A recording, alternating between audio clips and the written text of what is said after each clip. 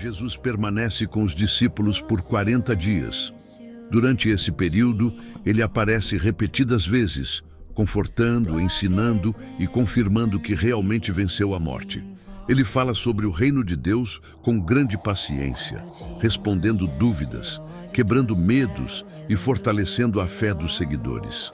Os discípulos se reúnem frequentemente, ainda assustados com os acontecimentos recentes, mas cada aparição de Jesus traz paz e renova a esperança deles. Ele come com eles, caminha com eles e mostra sinais de que está realmente vivo, transformando o ambiente onde chega. 4:8. A promessa do Espírito Santo e a pergunta dos discípulos. Certo dia, Jesus reúne o grupo e dá uma ordem clara: não saiam de Jerusalém. Ele os instrui a esperar a promessa do Pai, o batismo com o Espírito Santo, algo totalmente novo que mudaria o mundo para sempre. Mas os discípulos, ainda com expectativa política, perguntam: Senhor, é agora que o Senhor vai restaurar o reino a Israel? Jesus responde com calma que os tempos e datas pertencem ao Pai. Porém, ele deixa uma promessa poderosa. Eles receberão poder quando o Espírito Santo vier sobre eles e serão testemunhas até os confins da terra. A missão agora está clara e será global. 9:11. A ascensão de Jesus e a mensagem dos anjos. Enquanto Jesus fala, ele começa a se elevar lentamente diante dos olhos de todos. Uma nuvem luminosa o envolve e ele desaparece no céu. Os discípulos ficam imóveis, olhando para cima, impressionados. Então 2 anjos aparecem ao lado deles e dizem: por que vocês estão olhando para o céu? Esse Jesus que foi elevado voltará assim como vocês o viram subir. A mensagem deixa o grupo maravilhado e reforça que a história ainda está longe de terminar. 12:14. Retorno ao cenáculo e união em oração. Eles descem o Monte das Oliveiras e retornam ao cenáculo em Jerusalém, onde costumavam se reunir. Ali estão Pedro, João, Tiago, André, Filipe, Tomé, Bartolomeu, Mateus, Tiago, filho de Alfeu, Simão, o Zelote e Judas de Tiago. Maria, mãe de Jesus, e várias mulheres também estão presentes, além dos irmãos de Jesus. Todos se unem numa só fé, dedicados à oração, aguardando o que Deus prometeu. O ambiente é de expectativa e reverência. 15:22. Pedro toma a palavra. É hora de escolher o substituto de Judas. Com cerca de 120 discípulos reunidos, Pedro se levanta. Ele explica que as Escrituras já haviam anunciado a queda de Judas e que era necessário escolher alguém para ocupar seu lugar. Alguém que tivesse estado com Jesus desde o batismo de João até a ascensão. Pedro relembra que Judas deixou sua função e destino por causa de sua própria escolha, e agora é preciso restaurar o número dos 12 como símbolo do novo povo de Deus. Em 23:26, Matias é escolhido como novo apóstolo. 2 nomes são indicados: José, chamado Barsabás ou Justo, e Matias. O grupo ora com sinceridade. Senhor, que conhece os corações de todos, mostra qual destes escolheste. Eles lançam sortes, e o resultado indica Matias, que é então contado entre os 12 apóstolos. A igreja continua aguardando a promessa do Espírito. Algo grandioso está prestes a acontecer. Atos 2, 1-4. O derramamento do Espírito Santo no Pentecostes. Chega o dia de Pentecostes e todos os discípulos estão reunidos no mesmo lugar, perseverando juntos, orando e esperando a promessa que Jesus havia feito. O ambiente é de expectativa, como se o céu estivesse prestes a se abrir. De repente, um som poderoso, semelhante ao de um vento impetuoso, invade a casa onde estavam. Não era um vento comum, mas algo sobrenatural, vindo diretamente de Deus. O som toma todo o ambiente, fazendo todos olharem ao redor com espanto. Então aparece algo ainda mais extraordinário. Línguas como de fogo, que se dividem e pousam sobre cada um deles. Não era fogo que queimava, mas fogo que purificava, capacitava e marcava como sinal divino. E naquele momento, todos são cheios do Espírito Santo e começam a falar em outras línguas, línguas que eles nunca haviam estudado, conforme o Espírito concedia que falassem. 5:13. A multidão se reúne e fica confusa com os sinais. Em Jerusalém havia judeus de todas as nações, vindos para a festa. Ao ouvirem o som poderoso, a multidão corre para ver o que está acontecendo. Quando chegam, ficam totalmente perplexos. Cada um ouve os discípulos falando na sua própria língua de origem. Povos diferentes começam a comentar: partos, medos, elamitas, visitantes de Roma, gente da Capadócia, da Mesopotâmia, da Líbia, do Egito e de tantos outros lugares. Todos ouvem o Evangelho em seu idioma nativo. A admiração cresce. Alguns perguntam: como isso é possível? Todos eles não são galileus? Como os ouvimos falar sobre as grandezas de Deus na língua em que nascemos? Enquanto muitos ficam maravilhados e impressionados, outros zombam e tentam desmerecer o que veem. Eles beberam vinho demais. A confusão aumenta, até que Pedro se levanta com os 11. 14:21. Pedro discursa usando a profecia de Joel. Pedro ergue a voz com autoridade e pede atenção. Ele deixa claro: ninguém aqui está bêbado, ainda é cedo demais para isso. Então explica que tudo o que está acontecendo é o cumprimento direto da profecia de Joel. Nos últimos dias, Deus derramaria seu espírito sobre toda a carne.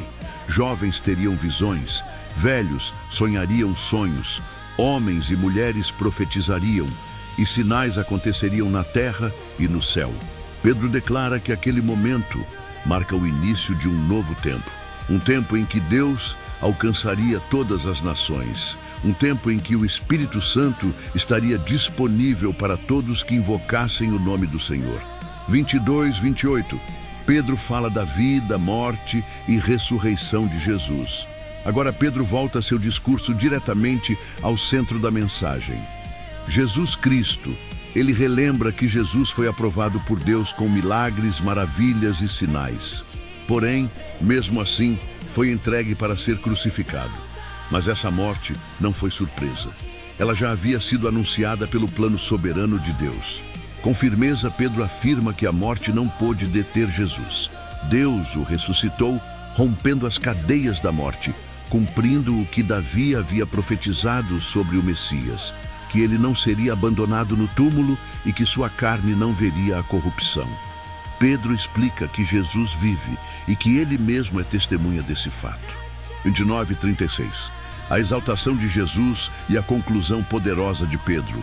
Pedro continua explicando que Davi, embora rei e profeta, morreu e foi sepultado. Seu túmulo está ali até aquele dia. Mas Jesus não, ele ressuscitou e foi exaltado à direita de Deus. Pedro declara com clareza absoluta: o derramamento do Espírito que todos estão vendo e ouvindo só é possível porque Jesus está vivo e glorificado. E ele conclui com uma frase que corta os corações: a esse Jesus que vocês crucificaram, Deus o fez Senhor e Cristo. A multidão fica profundamente comovida, sentindo que precisa dar uma resposta. 27:41. A conversão de 3.000 pessoas, atordoados e emocionados, muitos perguntam a Pedro e aos apóstolos: o que devemos fazer? Pedro responde: arrependam-se e sejam batizados em nome de Jesus Cristo para perdão dos pecados, e vocês receberão o dom do Espírito Santo.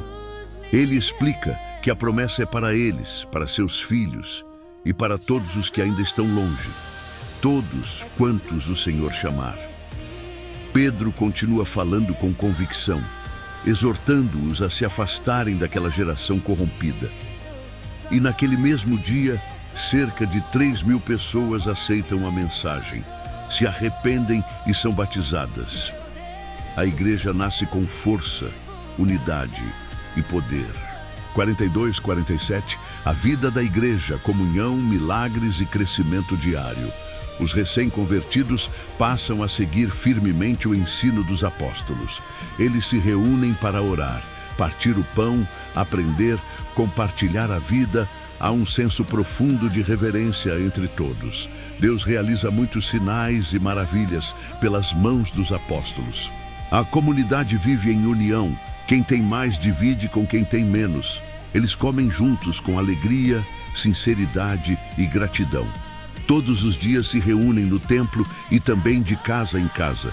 A fé deles se torna visível para toda a cidade.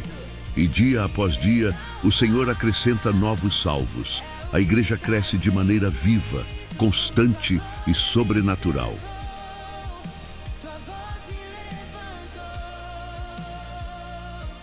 Atos 3, 1-3. Pedro e João encontram o homem aleijado na porta do templo. Era a hora da oração, por volta das 3 da tarde, quando Pedro e João sobem juntos ao templo. A cidade está movimentada, com pessoas indo e vindo, muitas carregando ofertas, outras caminhando apressadas para não perder o momento de oração. Na porta chamada Formosa, uma entrada conhecida por sua beleza e por ser um ponto muito frequentado, está um homem que nunca havia conseguido andar desde o nascimento. Todos o conheciam. Ele era levado todos os dias até ali para pedir esmolas às pessoas que entravam.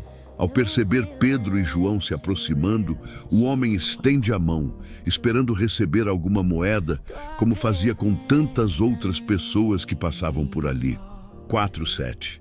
O olhar de Pedro e o milagre inesperado. Pedro fixa os olhos nele, assim como João. Ambos param diante do homem e Pedro diz: "Olhe para nós." O homem os encara imediatamente, acreditando que algo lhe seria dado. Então, Pedro declara com firmeza e compaixão: "Não tenho prata nem ouro, mas o que tenho, isso te dou. Em nome de Jesus Cristo, o Nazareno, levanta-te e anda." Pedro o segura pela mão direita e o ajuda a se levantar. E naquele instante, algo sobrenatural acontece. Os pés e tornozelos do homem ficam fortes. Ele se ergue pela primeira vez na vida. 8:10. O homem anda, salta e louva a Deus. O povo fica maravilhado. Com força nova em seu corpo, o homem começa a andar, depois a saltar e finalmente a correr. Ele segue Pedro e João para dentro do templo, louvando a Deus em voz alta, cheio de alegria. As pessoas dentro do templo o reconhecem imediatamente. Ele é o mesmo homem que todos viam há anos pedindo esmolas na Porta Formosa. A multidão fica completamente surpresa. Alguns levam as mãos ao rosto, outros apontam, todos maravilhados com o que acabaram de presenciar. O milagre causa comoção. As pessoas se aproximam rapidamente. 11:12. A multidão se reúne no pórtico de Salomão e Pedro começa a explicar. O homem curado não se afasta de Pedro e João. Ele segura firme nos dois, como quem não quer perder seus salvadores. Toda a multidão corre até eles no pórtico de Salomão, espantada com o que está acontecendo. Vendo a aglomeração e a admiração das pessoas, Pedro toma a palavra e pergunta: "Homens de Israel, por que vocês estão impressionados com isso? Por que olham para nós como se tivéssemos feito este homem andar por nosso próprio poder ou piedade?" Pedro deixa claro que o milagre não veio deles, mas de algo muito maior. 13:16. Pedro aponta para Jesus como a fonte do milagre. Pedro continua, dizendo que o Deus de Abraão, Isaque e Jacó, o Deus dos patriarcas, glorificou o seu servo Jesus. Ele lembra que o povo havia rejeitado Jesus, entregando-o a Pilatos, mesmo quando Pilatos queria soltá-lo. Eles escolheram libertar um assassino e mataram o autor da vida. Mas Deus ressuscitou Jesus dos mortos, e Pedro afirma que eles são testemunhas disso. Então Pedro revela o segredo do milagre. É pela fé no nome de Jesus que este homem foi curado. A fé que vem por ele restaurou completamente este homem diante de todos vocês. O foco agora não é o milagre, mas quem realizou. 17:21. Pedro chama o povo ao arrependimento com esperança. Pedro muda o tom e fala com compaixão. Eu sei que vocês agiram por ignorância, assim como seus líderes. Mas ele explica que tudo isso já havia sido anunciado pelos profetas, mostrando que o sofrimento do Messias não foi acidente, mas parte do plano de Deus. Pedro então faz um apelo direto. Arrependam-se e convertam-se, para que seus pecados sejam apagados. Assim, tempos de refrigério virão da parte do Senhor, e ele enviará novamente o Cristo, que lhes foi designado, Jesus.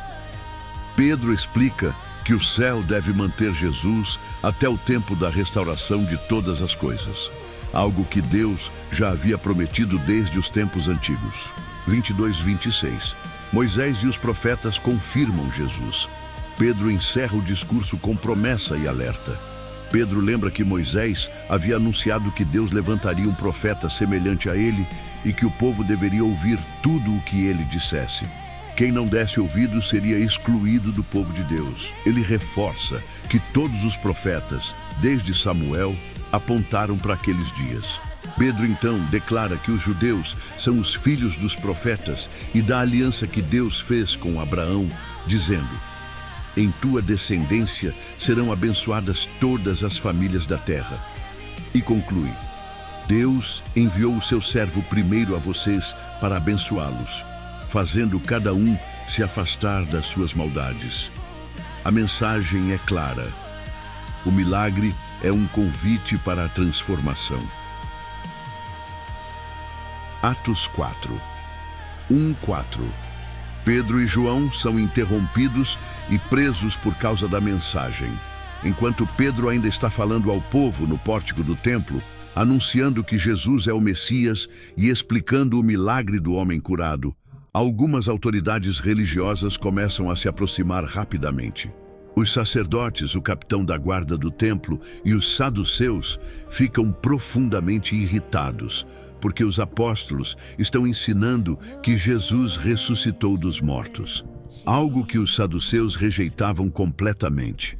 Sem permitir que Pedro e João terminem, eles os interrompem e mandam prendê-los. A multidão fica indignada e surpresa, porque muitos estavam ouvindo, aceitando e se maravilhando com a mensagem. Mesmo assim, a prisão não impede o avanço da fé. Naquele dia, muitos que ouviram creram, e o número de homens que seguiram a Jesus chegou a cerca de 5.000, 5:7. Pedro e João diante do Sinédrio. No dia seguinte, as autoridades religiosas se reúnem em Jerusalém. É uma assembleia impressionante. Os líderes mais poderosos do judaísmo estão ali. O sumo sacerdote Anás, Caifás, João, Alexandre e outros membros da família sacerdotal. Eles mandam trazer Pedro e João para o centro da sala. O ambiente é pesado e tenso, como um tribunal. Então fazem a pergunta principal: com que poder ou em nome de quem vocês fizeram isso? O objetivo é claro: intimidar, pressionar e tentar fazer os apóstolos recuarem. 8:12. Pedro, cheio do Espírito Santo, declara que o poder vem de Jesus. Pedro, porém, não se intimida. Cheio do Espírito Santo, ele responde com coragem. Governantes e líderes do povo, se hoje somos interrogados por causa de um ato de bondade feito a um homem aleijado e sobre como ele foi curado, saibam todos vocês que foi em nome de Jesus Cristo, o Nazareno, aquele que vocês crucificaram e que Deus ressuscitou, que este homem está curado diante de vocês. Pedro vai ainda mais longe. Ele cita as Escrituras e afirma: Jesus é a pedra que vocês rejeitaram, mas que se tornou a pedra angular. E não há salvação em nenhum outro nome debaixo do céu, dado entre os homens, pelo qual devamos ser salvos. A ousadia de Pedro surpreende todos no tribunal. 13:14. Os líderes ficam admirados com a coragem dos apóstolos. Ao observar a firmeza com que Pedro e João falam, os membros do Sinédrio percebem que eles são homens simples, sem educação formal nas escolas rabínicas. Ainda assim, sua coragem é evidente. Eles reconhecem algo inconfundível. Estes homens estiveram com Jesus. Além disso, o homem curado está ali, de pé, ao lado deles. Saudável, firme, vivo, não há como negar o milagre. Por mais que quisessem acusar, não encontram argumento algum. E 18. O Sinédrio tenta calar os apóstolos. Sem ter o que dizer, eles mandam retirar Pedro e João da sala para discutir entre si. Eles conversam preocupados. Não podemos negar que eles fizeram um milagre claro, e todos em Jerusalém já sabem disso. Mas, se deixarmos isso continuar, mais pessoas vão acreditar. Então decidem uma estratégia. Eles chamam Pedro e João de volta e ordenam com firmeza que eles não falem mais no nome de Jesus. É uma tentativa de impedir o movimento antes que cresça ainda mais. 9:22. A resposta corajosa de Pedro e João. Pedro e João não se intimam com a ameaça. Eles respondem: julguem vocês mesmos se é certo obedecer a vocês em vez de obedecer a Deus, pois não podemos deixar de falar do que vimos e ouvimos. 23:28. A comunidade se reúne para orar após a ameaça. Assim que são soltos, Pedro e João vão até os irmãos e contam tudo o que aconteceu. A comunidade inteira, ao ouvir, levanta a voz em oração unida.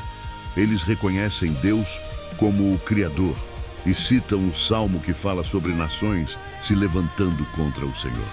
Eles entendem que Herodes, Pilatos, os gentios e o próprio povo de Israel se uniram contra Jesus, mas que tudo aconteceu conforme o plano de Deus.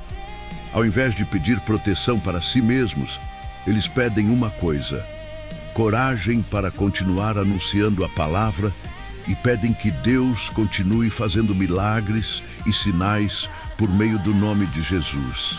29:31. O lugar treme e todos são cheios do Espírito.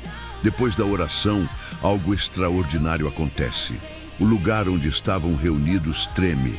Não era um terremoto comum, era um sinal da presença de Deus. Todos são novamente cheios do Espírito Santo, fortalecidos e renovados, e continuam anunciando a palavra com ainda mais ousadia. 32:35. A unidade da igreja e o espírito de generosidade. A multidão dos que creram formava um só coração e uma só alma. Ninguém dizia que o que possuía era exclusivamente seu. Todos compartilhavam o que tinham. Com grande poder, os apóstolos davam testemunho da ressurreição do Senhor Jesus e a graça de Deus era evidente sobre todos. Ninguém passava necessidade. Os que tinham propriedades vendiam e entregavam o valor aos pés dos apóstolos, que distribuíam conforme a necessidade de cada um. Era uma comunidade transformada, viva e unida. 36:37. Barnabé, um exemplo de generosidade. Entre os discípulos havia um homem chamado José, um levita de Chipre. Os apóstolos o apelidaram de Barnabé, que significa filho da consolação, um nome que combinava com seu caráter bondoso e encorajador. Barnabé possuía um campo, vendeu-o e colocou o valor aos pés dos apóstolos, mostrando seu amor pela obra e sua confiança na comunidade. Ele se tornaria, no futuro, um dos grandes líderes da fé, companheiro de Paulo e exemplo para toda a igreja. Atos 5:1-4. Ananias e Safira tentam enganar a comunidade. No meio daquela grande onda de generosidade e sinceridade dentro da igreja, surge um episódio trágico envolvendo um casal, Ananias e Safira. Eles vendem uma propriedade, assim como muitos outros haviam feito, mas decidem combinar algo entre si. Entregar apenas parte do dinheiro, enquanto fingiam estar entregando tudo. Ananias leva a quantia até os apóstolos, tentando parecer tão generoso quanto Barnabé e outros que haviam doado tudo. Mas Pedro, guiado pelo Espírito Santo, confronta a mentira. Ananias, Porque Satanás encheu seu coração para mentir ao Espírito Santo e reter parte do valor. Antes de vender, o terreno não era seu, e depois de vendido, o dinheiro não estava sob seu controle. Como pôde pensar em fazer uma coisa dessas? Você não mentiu aos homens, mas a Deus. O clima fica pesado. Não é sobre o dinheiro, mas sobre a falsa aparência, a tentativa de enganar Deus e a comunidade. 5:6. A queda repentina de Ananias. Assim que ouve as palavras de Pedro, Ananias cai no chão e morre imediatamente. O impacto é enorme.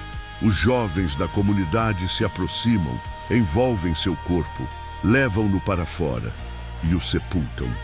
Um temor profundo toma conta de todos que ouviram o que aconteceu. 7:10. Safira chega sem saber o que ocorreu e enfrenta a mesma verdade. Cerca de 3 horas depois, Safira entra sem saber do destino de seu marido. Pedro pergunta diretamente: "Diga-me, foi este o valor pelo qual vocês venderam o terreno?" Ela confirma a mentira, repetindo o combinado com Ananias. Então Pedro diz: "Como vocês tiveram coragem de se colocar de acordo para tentar o Espírito do Senhor? Veja, os pés dos que sepultaram seu marido estão à porta, e eles levarão você também." No mesmo instante, Safira cai e morre. Os jovens entram, encontram-na morta, levam seu corpo e a enterram ao lado de Ananias. A comunidade inteira e todos que ouviam falar do caso ficaram tomados por profundo temor. Deus estava protegendo a pureza do início da igreja. 12:16. Muitos sinais e milagres pelos apóstolos. Apesar dos acontecimentos assustadores, os apóstolos continuam realizando muitos sinais e maravilhas entre o povo. Eles se reúnem no pórtico de Salomão, e a comunidade cresce ainda mais em respeito e reverência. As pessoas têm tanto respeito e admiração que, mesmo temendo se aproximar sem sinceridade, reconhecem que Deus está agindo de forma poderosa. A multidão traz os enfermos para as ruas, colocando-os em macas e esteiras, esperando que ao menos a sombra de Pedro passasse sobre eles. E muitos são curados dessa forma. De cidades ao redor de Jerusalém, as pessoas vêm trazendo enfermos e pessoas dominadas por espíritos malignos, e todos são curados. A ação de Deus se torna visível e incontrolável. 17:18. Os apóstolos são presos novamente. A popularidade dos apóstolos e o poder que operava através deles incomodam profundamente os líderes religiosos, especialmente os saduceus, que ficam cheios de inveja. Eles mandam prender todos os apóstolos e os colocam na prisão pública. A intenção é controlar, intimidar e parar o avanço da fé, mas isso não seria suficiente. 19:21.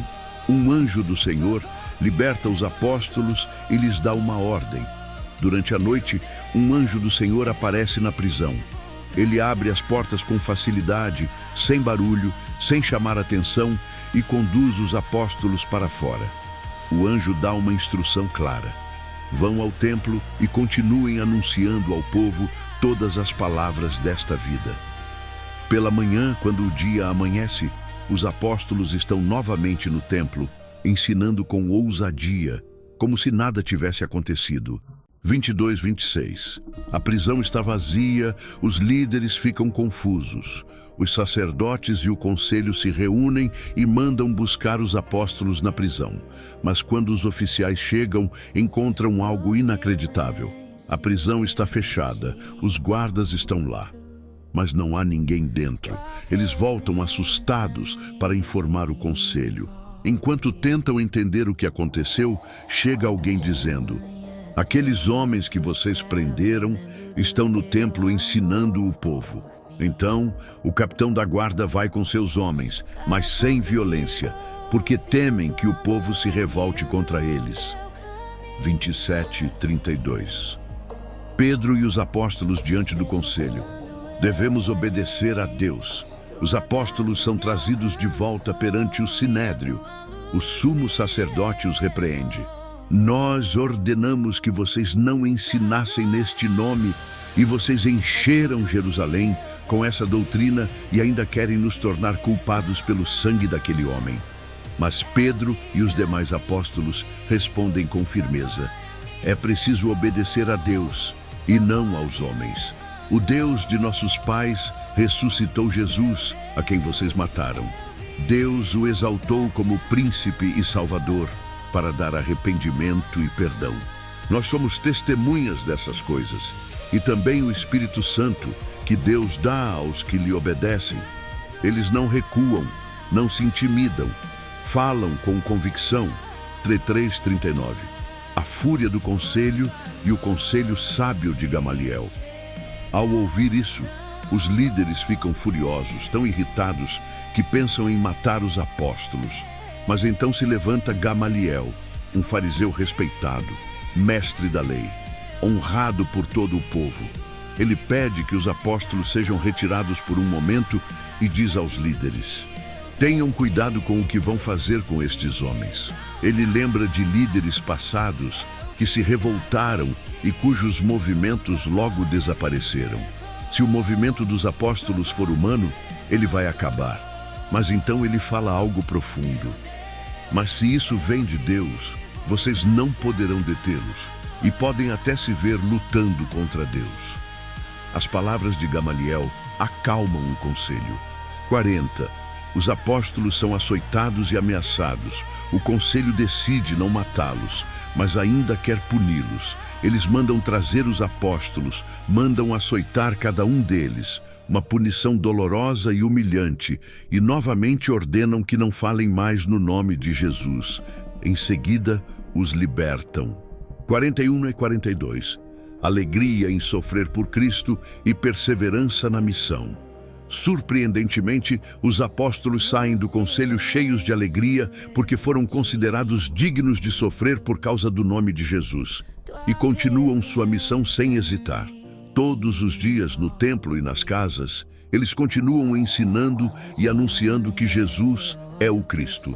Nem ameaças, nem prisões, nem açoites conseguem deter o movimento. A fé cresce, o evangelho avança e nada consegue parar o que Deus iniciou. Atos 6. 1. Crescimento da igreja e surgimento de um problema sério.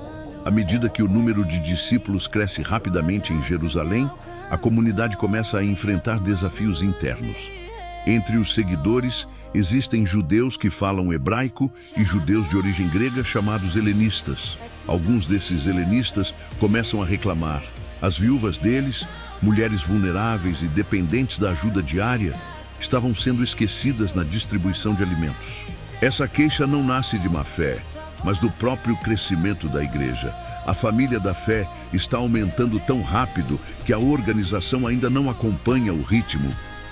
2:4. Os apóstolos criam um plano sábio. Os 12 apóstolos se reúnem e chamam toda a comunidade. Com humildade e clareza, eles explicam: não é bom que deixemos o ensino da palavra de Deus para administrar a distribuição de alimentos. Eles não estão se recusando a ajudar, mas entendendo que seu papel principal é pregar, orar e ensinar. E isso exige tempo e dedicação. Então, propõem algo totalmente novo para a comunidade, que os irmãos escolham 7 homens de boa reputação, cheios do Espírito Santo e de sabedoria, para assumir essa tarefa. Os apóstolos continuam focados na oração e no ministério da palavra, enquanto uma nova equipe será responsável pelo cuidado prático das pessoas. 5. A escolha dos 7 homens. A proposta agrada a todos, e a comunidade indica 7 nomes que se destacam pela fé, caráter e sabedoria. Estevão, descrito como homem cheio de fé e do Espírito Santo. Filipe, Prócoro, Nicanor. Timão, Pármenas, Nicolau, um convertido de Antioquia. O grupo representa diversidade cultural, maturidade espiritual e comprometimento com a missão. Estevão, especialmente, já começa a se destacar como alguém extraordinário. 6. Oração e imposição de mãos. Os 7 escolhidos são apresentados aos apóstolos. Num momento de reverência e unidade, os apóstolos oram por eles e impõem as mãos, abençoando e consagrando esses homens ao serviço. É um marco histórico. Nasce oficialmente o que muitos consideram o primeiro grupo de diáconos da igreja, pessoas dedicadas a servir. 7. A igreja cresce ainda mais. Com a nova organização, a palavra de Deus se expande com mais força. A igreja não apenas continua crescendo, mas cresce muito, alcançando até muitos sacerdotes judeus que passam a crer em Jesus. A fé está se espalhando de forma tão profunda que até aqueles que antes eram opositores começam a reconhecer a verdade. 8:10. Estevão se torna uma figura poderosa. Entre os 7, Estevão se destaca de forma extraordinária. Ele realiza grandes maravilhas e sinais entre o povo. Sua fé é firme, sua sabedoria é impressionante, e o Espírito Santo age através dele com grande poder. Mas isso desperta oposição. Alguns homens pertencentes à chamada Sinagoga dos Libertos começam a discutir com Estevão. Eram judeus vindos de vários lugares do Império: Cirene, Alexandria, Cilícia e Ásia. Eles tentam debater com Estevão, porém não conseguem resistir à sabedoria e ao espírito com que ele fala. Seu entendimento das Escrituras e sua ousadia impressionam até seus adversários. 11:14. Início da perseguição contra Estevão. Incapazes de vencê-lo com argumentos, seus oponentes apelam para a falsidade. Subornam homens para dizerem que ouviram Estevão blasfemar contra Moisés e contra Deus. A acusação é extremamente séria. A cidade se agita. O povo, os anciãos e até os mestres da lei se unem para prendê-lo.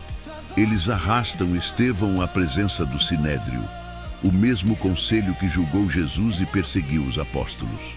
Ali, falsas testemunhas declaram: este homem não para de falar contra este lugar santo e contra a lei. Nós o ouvimos dizer que Jesus destruiria este templo e mudaria os costumes deixados por Moisés. O ambiente é pesado. A tensão cresce. A mentira se mistura ao medo dos líderes religiosos. 15. Um brilho no rosto de Estevão, enquanto todos olham fixamente para ele, esperando que Estevão se desespere diante das acusações, acontece algo surpreendente. O rosto dele parece o rosto de um anjo. Não é que ele brilhe literalmente como luz intensa, mas sua expressão transmite paz, segurança e a presença de Deus. Mesmo cercado de ódio e injustiça, há algo sobrenatural na calma dele. É o prenúncio de que algo grandioso e dramático está prestes a acontecer no capítulo seguinte. Atos 7. 1. O sumo sacerdote inicia o julgamento. O sinédrio está reunido. O ambiente é pesado, cheio de líderes religiosos tensos, orgulhosos e convictos de que Estevão é culpado. O sumo sacerdote olha fixamente para ele e faz a pergunta que dará início à defesa mais poderosa da história da igreja. É verdade isso? Silêncio absoluto. E então, Estevão, cheio do Espírito Santo, começa um discurso que atravessa séculos. Ele não fala para se defender, mas para revelar a verdade. 2:8. Estevão conta a história começando de Abraão. Ele inicia lembrando como Deus chamou Abraão ainda na Mesopotâmia. Abraão vivia entre povos idólatras quando o Senhor lhe disse para sair da terra natal e partir para o lugar que ele mostraria. Abraão obedeceu sem saber para onde estava indo. Deus prometeu dar aquela terra aos descendentes dele, mesmo antes de Abraão ter filhos. Prometeu também que esse povo seria estrangeiro em terra alheia e sofreria opressão por 400 anos, mas que ele mesmo os libertaria. E Deus selou essa promessa com a aliança da circuncisão. Abraão gerou Isaque, Isaque gerou Jacó, e Jacó teve 12 filhos, as 12 tribos de Israel. Estevão está mostrando que tudo começou com um Deus que chama, conduz e cumpre promessas. 9:16. José, Vendido pelos irmãos, exaltado por Deus, Estevão então fala sobre José. Os patriarcas, movidos por inveja, vendem José como escravo para o Egito, mas Deus estava com ele. José passa pela injustiça, prisão e humilhação, mas Deus o exalta, tornando-o governador do Egito. Quando a fome assola a região, Jacó envia seus filhos para buscar alimento. Eles encontram José, mas não o reconhecem de imediato.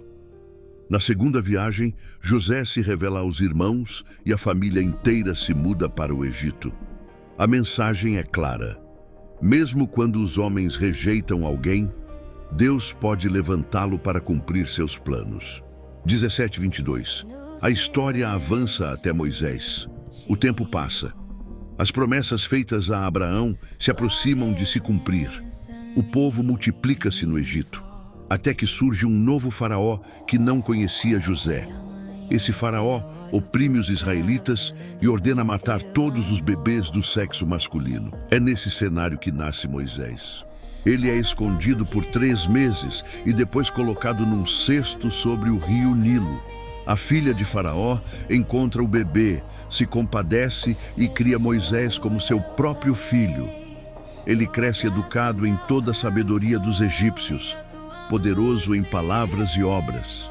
23:29. Moisés tenta agir por conta própria. Quando Moisés tem 40 anos, decide visitar seus irmãos hebreus. Ao ver um egípcio maltratando um israelita, ele reage e mata o agressor, pensando que seus irmãos entenderiam que Deus o enviara para libertá-los. Mas eles não entendem. No dia seguinte, Moisés tenta apaziguar uma briga entre 2 hebreus, mas um deles responde: "Quem te colocou como líder e juiz sobre nós?" Ao perceber que o ocorrido já era conhecido, Moisés foge para Midian, onde vive como estrangeiro e forma uma família. 30:34. O chamado sobrenatural na sarça ardente. 40 anos depois, enquanto Moisés cuida do rebanho, algo extraordinário acontece no deserto do Monte Sinai. Ele vê uma sarça em chamas, mas a planta não se consome. Intrigado, Moisés se aproxima. De repente, a voz de Deus ecoa: "Eu sou o Deus de teus pais, o Deus de Abraão, de Isaque e de Jacó." Moisés treme. Deus continua: "Tire as sandálias dos pés, porque o lugar em que você está é santo." Então o Senhor diz que viu a opressão do povo no Egito e está enviando Moisés para libertá-los. 35:38. O libertador rejeitado é o mesmo que Deus envia. Estevão mostra algo profundo. O mesmo Moisés que os israelitas rejeitaram, dizendo: "Quem te colocou como líder?" Foi exatamente aquele que Deus enviou como líder, libertador e profeta. Moisés realiza sinais e maravilhas no Egito, no Mar Vermelho e durante 40 anos no deserto. E foi Moisés quem disse. 39:43. A rebeldia de Israel no deserto. Mesmo depois de serem libertos pelo poder de Deus, os israelitas resistem à liderança de Moisés. Eles voltam o coração ao Egito, pedem ídolos, fazem um bezerro de ouro, oferecem sacrifícios a deuses falsos. Deus os entrega aos desejos de seus corações, e isso resultará, séculos depois, no exílio. Estevão toca na ferida. Israel sempre resistiu a Deus e aos líderes que ele enviou. 40:50. Deus não cabe em templos feitos por mãos humanas. Ele continua lembrando que o tabernáculo acompanhou Israel no deserto. Depois, Davi desejou construir um templo e Salomão o edificou, mas Estevão cita o próprio Deus. O Altíssimo não habita em templos feitos por mãos humanas. O céu é meu trono e a terra é o estrado dos meus pés. É uma crítica direta à idolatria pelo templo, exatamente o que os líderes de Jerusalém estavam fazendo. 51:53. Estevão confronta os líderes com coragem. Agora, cheio do Espírito, ele declara algo que deixa o Sinédrio furioso. "Vocês sempre resistem ao Espírito Santo, assim como seus pais fizeram, vocês também fazem. Ele acusa: eles perseguiram os profetas, mataram os que anunciaram a vinda do justo e agora crucificaram o próprio Messias. Receberam a lei, mas não obedeceram. É como se Estevão segurasse um espelho diante deles, e eles não suportam ver a verdade. 54, 56, a visão gloriosa de Estevão. Os líderes rangem os dentes de raiva, mas Estevão, cheio do Espírito Santo, levanta os olhos para o céu e vê algo extraordinário, a glória de Deus, e Jesus em pé à direita do Pai, não sentado, em pé, como quem recebe e honra o primeiro mártir da igreja. Estevão exclama: eu vejo o céu aberto e o Filho do Homem em pé à direita de Deus. Eles não suportam ouvir isso. 57:60, a morte de Estevão, o primeiro mártir. Os líderes tapam os ouvidos, gritam e avançam sobre ele. Arrastam-no para fora da cidade e começam a apedrejá-lo. As pedras atingem Estevão, mas ele ora: Senhor Jesus, recebe o meu espírito. Caindo de joelhos com o corpo ferido, ele clama com voz forte: Senhor, não os culpes por este pecado. E então ele adormece. Ao lado, segurando as capas dos que o apedrejam, está um jovem chamado Saulo. Esse momento mudará a história. Atos 8, 1-3. Grande perseguição e o avanço inesperado do Evangelho. Após a morte de Estevão, um clima de terror toma conta de Jerusalém. A perseguição se intensifica de forma brutal. Os líderes religiosos decidem eliminar a fé cristã enquanto ainda pode ser contida. Um jovem fariseu chamado Saulo, cheio de zelo religioso e convicção cega, assume um papel central nessa perseguição. Ele não está satisfeito em apenas aprovar a morte de Estevão. Agora ele quer destruir a igreja por completo. Influenciado por seu orgulho e por sua crença na lei, Saulo entra de casa em casa, prende homens e mulheres, arrasta-os pelas ruas e os entrega às autoridades. O medo se espalha. A igreja, que até então estava reunida principalmente em Jerusalém, é dispersa por Judeia e Samaria. A única exceção são os apóstolos, que permanecem na cidade. Mas o que parecia o pior momento da fé cristã se torna um dos maiores motores da evangelização na história. A perseguição empurra os discípulos para fora e eles vão anunciando a palavra por onde passam. 4:8. Filipe em Samaria. Milagres, libertações e grande alegria. Entre os que se espalham está Filipe, um dos 7 homens escolhidos junto com Estevão. Ele vai para Samaria, uma região desprezada pelos judeus, e começa a pregar Cristo com ousadia. As multidões prestam atenção às suas palavras, não apenas pela mensagem, mas também pelos sinais impressionantes que acontecem. Espíritos impuros saem de muitas pessoas. Paralíticos e coxos são curados. Milagres se multiplicam. A cidade, antes marcada por confusão espiritual e engano, agora é tomada pela alegria. Onde Jesus chega, os corações e as ruas mudam. 9:13. Simão, o mágico, fica maravilhado com o poder real de Deus. Nessa cidade vive um homem chamado Simão, conhecido como mágico ou feiticeiro. Ele enganava o povo com artes ocultas e muitos o consideravam alguém cheio de poder. Mas quando Filipe prega a mensagem do reino de Deus e do nome de Jesus Cristo, algo acontece que Simão nunca viu. Pessoas realmente se arrependem. Pessoas realmente são libertas. Pessoas realmente são curadas. Simão, impressionado, percebe que o poder de Deus é infinitamente maior do que qualquer magia ou ilusão humana. Ele mesmo crê e é batizado. Acompanha Filipe aonde ele vai, maravilhado com os milagres e sinais. 14:17. Pedro e João em Samaria. O Espírito Santo é derramado. Quando os apóstolos em Jerusalém ouvem que Samaria recebeu a palavra de Deus, eles enviam Pedro e João para acompanhar o movimento.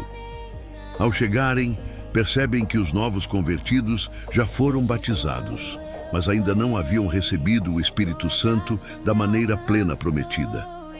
Então, Pedro e João impõem as mãos e o Espírito Santo vem sobre eles.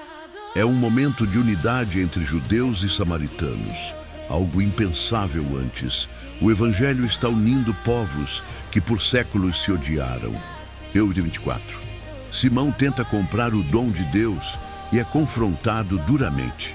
Ao ver o poder de Deus se manifestando, Simão, ainda com mentalidade antiga, oferece dinheiro a Pedro e João para receber a mesma autoridade espiritual. Ele quer o poder, sem entender o coração de Deus. Pedro reage com firmeza. Que o seu dinheiro morra com você. Você acha que pode comprar o dom de Deus? Pedro deixa claro que esse pedido revela a corrupção no coração de Simão. A salvação é graça, o poder é graça, tudo é graça. Nada disso está à venda. Simão fica apavorado. Ele não discute, não tenta se defender. Apenas implora que os apóstolos orem para que nada daquelas palavras se cumpra contra ele. É um momento de disciplina espiritual, mas também de misericórdia. 25. O Evangelho continua avançando. Depois de cumprir sua missão em Samaria e anunciar a palavra em várias aldeias samaritanas, Pedro e João retornam a Jerusalém. O que começou com perseguição se transformou num novo avivamento. 26, 29. Filipe e o chamado sobrenatural no deserto.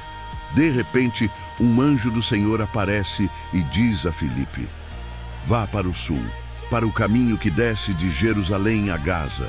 Esse é um caminho deserto, isolado, solitário, mas Filipe não questiona, ele obedece imediatamente. Ao chegar ali, ele vê uma carruagem imponente, pertencente ao tesoureiro da rainha da Etiópia, um homem importante, devoto e temente a Deus. Esse etíope está lendo o livro do profeta Isaías enquanto viaja. Então o Espírito Santo fala claramente ao coração de Filipe: aproxime-se dessa carruagem, e ele corre até ela. 30, 35. Filipe explica Isaías e revela Jesus ao etíope. Filipe ouve o etíope lendo Isaías 53, um trecho que descreve o sofrimento do Messias. Ele pergunta: você entende o que está lendo? O etíope responde: como posso entender se ninguém me explicar? Ele chama Filipe para subir e sentar-se ao seu lado.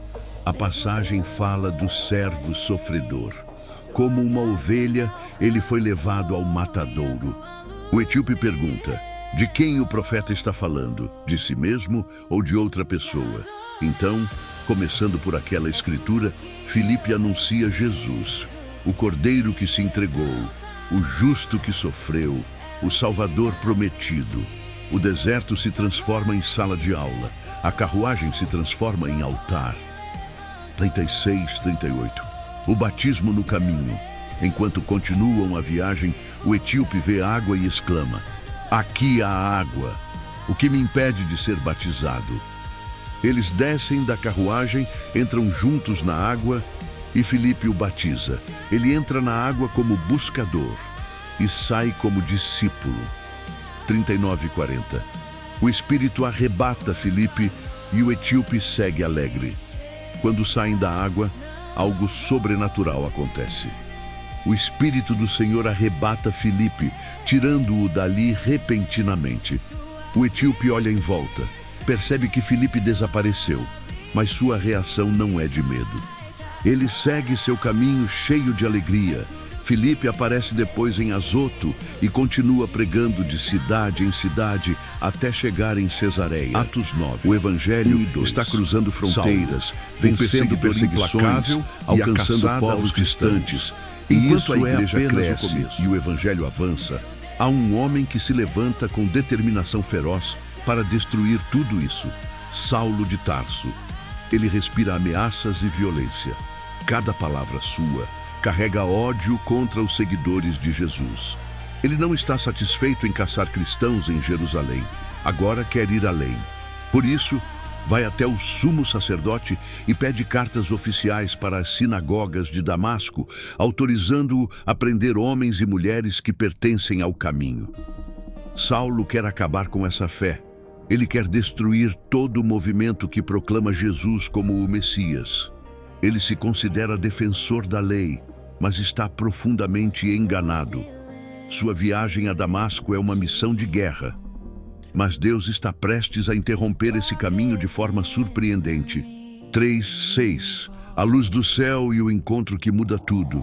Quando Saulo está se aproximando de Damasco, algo acontece de forma repentina e avassaladora. Uma luz vinda do céu brilha ao redor dele, mais forte do que qualquer claridade que já viu. A luz o derruba no chão. Ele perde o controle, perde a força, perde o domínio. E então uma voz ecoa, poderosa, clara, dirigida apenas a ele. Saulo, Saulo, por que você me persegue? Tremendo, Saulo pergunta: Quem és tu, Senhor? A resposta explode dentro dele. Eu sou Jesus, a quem você persegue. Nesse momento, tudo que Saulo acreditava cai por terra. Toda sua justiça própria desmorona. Toda sua certeza religiosa se revela cega. Jesus continua: Levante-se e entre na cidade. Lá lhe será dito o que você deve fazer. Saulo tenta levantar, mas quando abre os olhos, não enxerga nada. A glória que viu é tão intensa que seus olhos não suportam. Os homens que viajavam com ele ouvem a voz, mas não veem ninguém. Eles precisam pegar Saulo pela mão e guiá-lo. O perseguidor forte agora é como uma criança dependente. 7:9. 3 dias de cegueira, silêncio e transformação. Eles chegam a Damasco. Saulo continua sem enxergar. Durante 3 dias, ele não come e não bebe. É como se o mundo tivesse parado. Ele está sozinho com seus pensamentos, orações e arrependimento. Aquele homem seguro de si agora está quebrado e, pela primeira vez, verdadeiramente aberto para Deus. 10:12. O chamado de Ananias e a visão dupla. Enquanto Saulo permanece em silêncio, Deus fala com um discípulo em Damasco chamado Ananias. Ora, Ananias. Ele responde: Eis-me aqui, Senhor. O Senhor diz: Vá à rua chamada Direita, na casa de Judas, e procure um homem de Tarso chamado Saulo. Ele está orando. Deus revela também que Saulo teve uma visão. Um homem chamado Ananias entra, impõe as mãos sobre ele e ele recupera a visão. Mas Ananias fica confuso e assustado.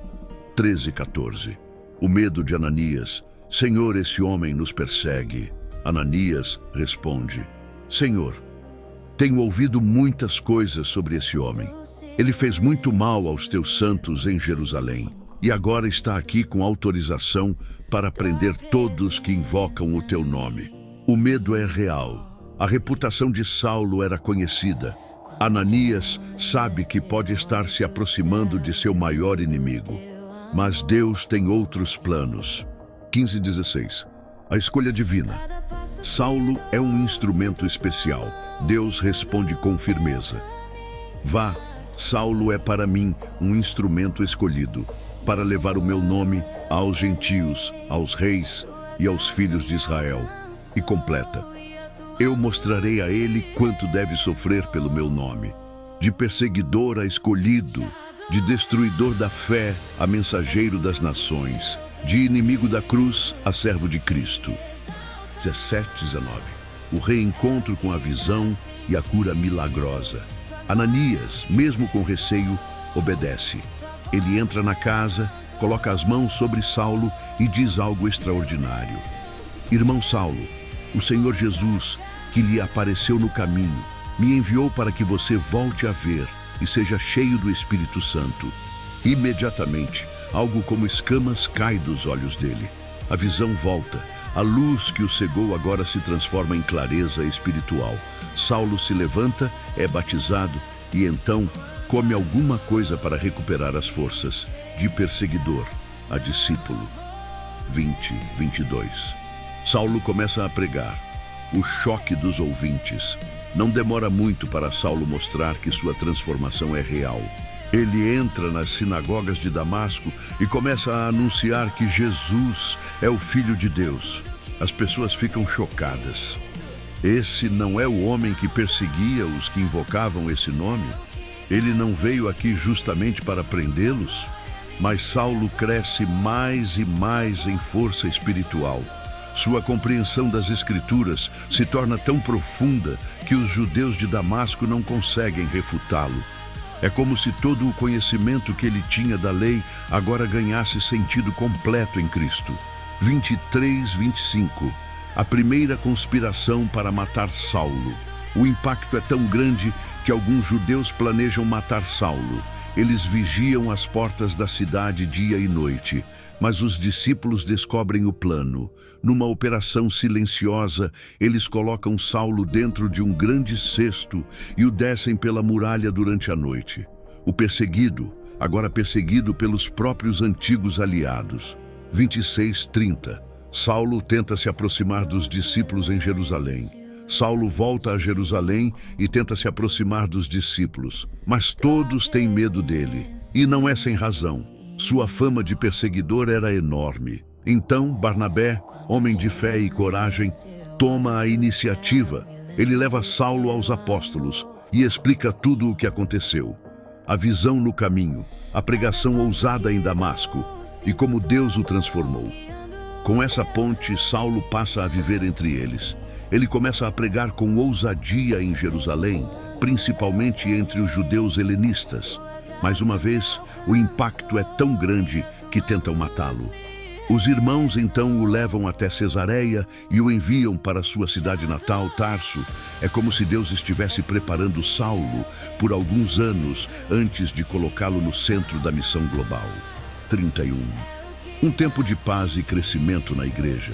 Depois de tudo isso, a igreja em Judeia, Galileia e Samaria vive um período de paz. Ela cresce, se fortalece e vive no temor do Senhor. E o Espírito Santo continua a consolar, guiar e multiplicar os discípulos. 32:35. Pedro cura Enéas em Lida. Enquanto isso, Pedro também continua sua missão. Ao visitar os santos em Lida, ele encontra um homem chamado Enéas, paralítico há 8 anos. Pedro olha para ele e declara: Enéas, Jesus Cristo te cura. Levante-se e arrume o seu leito. Na mesma hora, Enéas se levanta. A notícia se espalha por toda a região e muitos se convertem ao Senhor. 36:41. A ressurreição de Tabita, Dorcas, em Jope. Em Jope, há uma discípula chamada Tabita, ou Dorcas, conhecida por suas obras de bondade e caridade. Ela adoece e morre. A igreja, desesperada, manda chamar Pedro. Quando ele chega, as viúvas ao redor mostram as roupas que Dorcas costurava.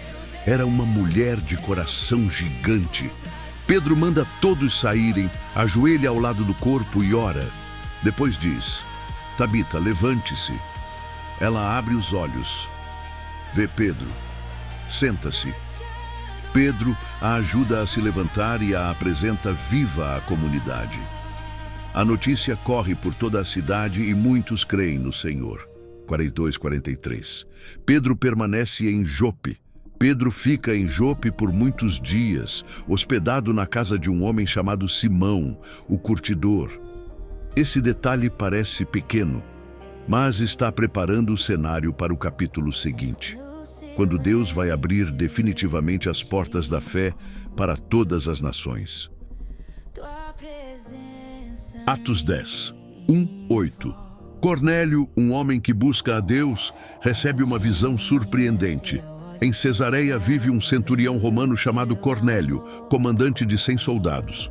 Embora seja romano e não judeu, ele teme a Deus, é generoso com os necessitados e ora constantemente. Numa tarde, enquanto orava, Cornélio tem uma visão clara. Um anjo de Deus aparece diante dele. O mensageiro celestial o chama pelo nome, deixando-o assustado, mas atento. O anjo diz que Deus viu suas orações e ofertas e que agora ele deve enviar homens até Jope para buscar um homem chamado Simão, chamado Pedro, que está hospedado na casa de um curtidor chamado Simão, perto do mar. Cornélio não hesita. Ele chama 2 servos de confiança e um soldado temente a Deus e envia os 3 imediatamente para Jope. 9:16. Pedro ora e recebe uma visão misteriosa sobre pureza e inclusão. No dia seguinte, enquanto os enviados de Cornélio estão a caminho, Pedro sobe ao terraço da casa para orar ao meio-dia. Com fome, ele espera a refeição e, nesse momento, cai em um estado de visão. Pedro vê o céu aberto e algo como um grande lençol descendo, segurado pelas 4 pontas. Dentro dele há todo tipo de animais, quadrúpedes, répteis e aves. Uma voz diz: "Levanta-te, Pedro, mata e come." Pedro recusa: "De jeito nenhum, Senhor. Nunca comi algo impuro ou proibido." A voz responde com firmeza: "Não chame de impuro aquilo que Deus purificou." Isso acontece 3 vezes. Depois, o lençol é recolhido ao céu. Pedro fica profundamente confuso, sem entender o que Deus está querendo mostrar. 17:23. A chegada dos enviados e a orientação do Espírito Santo. Enquanto Pedro pensa sobre o significado da visão, o Espírito Santo fala com ele: "3 homens estão aí procurando você. Desça e vá com eles sem hesitar, pois eu os enviei." Pedro desce, encontra os homens enviados por Cornélio e descobre o motivo da visita. Cornélio, um homem justo e temente a Deus, recebeu a ordem de chamá-lo.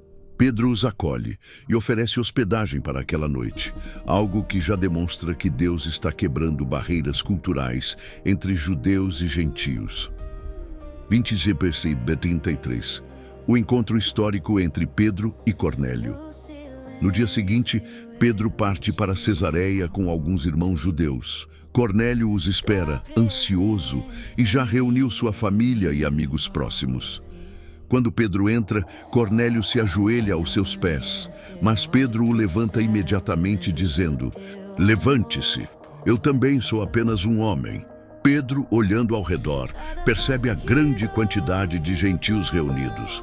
Ele confessa que, segundo a tradição judaica, não era permitido a um judeu entrar na casa de um gentio, mas completa: "Deus me mostrou que eu não devo chamar ninguém de impuro ou indigno."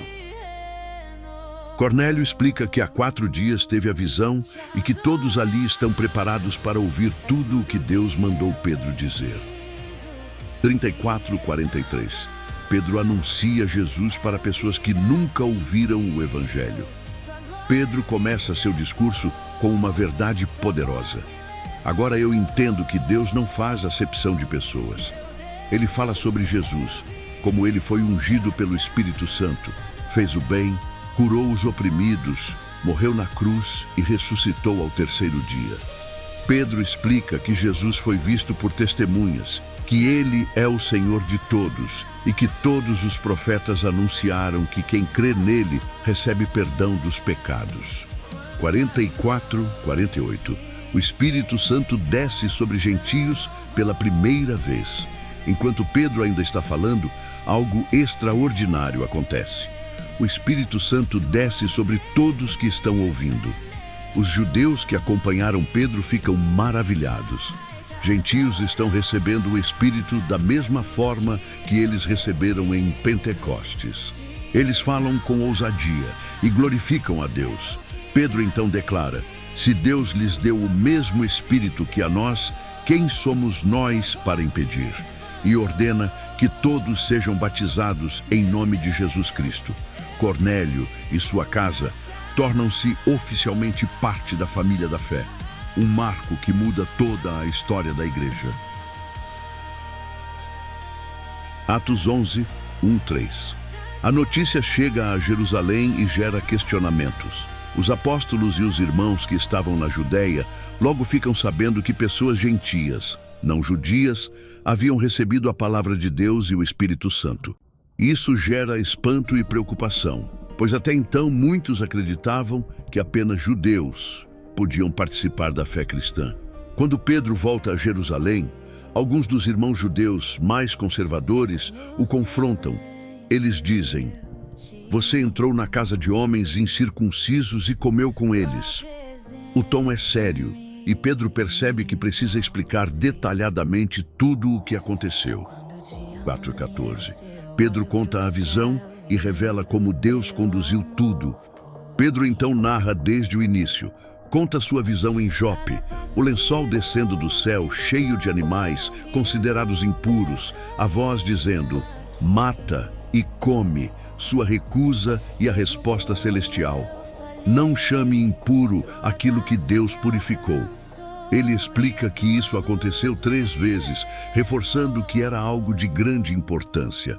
Em seguida, Pedro relata que 3 homens enviados por Cornélio chegaram exatamente naquele momento e que o Espírito Santo o orientou diretamente. Vá com eles sem hesitar. Ele descreve a ida a Cesareia, o encontro com Cornélio e como o centurião também teve uma visão de um anjo que o mandou chamar Pedro para ouvir palavras que trariam salvação a ele e a toda a sua casa. Tudo estava claramente sendo guiado pelo próprio Deus. 15:18. O Espírito Santo confirma a decisão divina. Pedro continua: quando eu comecei a falar, o Espírito Santo desceu sobre eles, assim como desceu sobre nós no princípio. Isso deixa a assembleia surpresa. Pedro lembra das palavras de Jesus: João batizou com água, mas vocês serão batizados com o Espírito Santo. Então Pedro conclui: se Deus deu a eles o mesmo dom que deu a nós, quem sou eu para impedir a obra de Deus?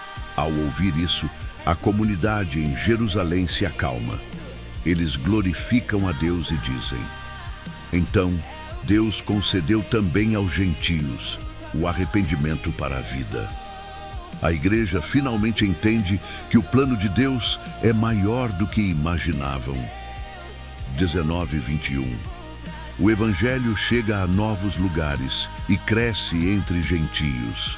Após a morte de Estevão, muitos cristãos fugiram da perseguição e foram para regiões distantes como Fenícia, Chipre e Antioquia. No início, eles só anunciavam a palavra aos judeus. Mas alguns homens de Chipre e Cirene começaram também a pregar aos gregos, os gentios daquela região. E Deus estava com eles. Um grande número de pessoas crê e se volta para o Senhor, dando início a uma poderosa obra em Antioquia, cidade que se tornaria um dos centros mais importantes da fé cristã. 22:24. Barnabé é enviado e fica maravilhado com a graça de Deus. Quando a igreja em Jerusalém ouve o que está acontecendo em Antioquia, eles enviam Barnabé para investigar e ajudar. Ao chegar, Barnabé vê a graça de Deus agindo de forma evidente. Ele se alegra profundamente e encoraja todos a permanecerem firmes no Senhor, de coração sincero.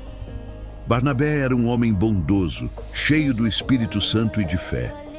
E por meio de seu trabalho, muitas pessoas continuam sendo acrescentadas ao Evangelho. 25:26. Barnabé busca Saulo para ajudar na missão. Percebendo que a obra estava crescendo rápido demais para trabalhar sozinho, Barnabé viaja até Tarso para procurar Saulo, que depois será conhecido como Paulo. Quando o encontra, Barnabé o leva para Antioquia. Os dois passam um ano inteiro ensinando e fortalecendo uma igreja que cresce a cada dia. Foi ali, em Antioquia, que os seguidores de Jesus foram chamados pela primeira vez de cristãos, um nome que marcaria a história do mundo. 27:30. Profetas anunciam uma fome e a igreja se une para ajudar. Naqueles dias, alguns profetas descem de Jerusalém a Antioquia. Entre eles está Ágabo, que, movido pelo Espírito, anuncia que uma grande fome viria sobre todo o mundo romano, algo que de fato ocorreu no reinado de Cláudio. Ao ouvir isso, os cristãos de Antioquia decidem ajudar. Cada um contribui conforme suas possibilidades, e o dinheiro é enviado aos irmãos da Judéia pelas mãos de Barnabé e Saulo. Assim, a igreja demonstra unidade, generosidade e amor prático.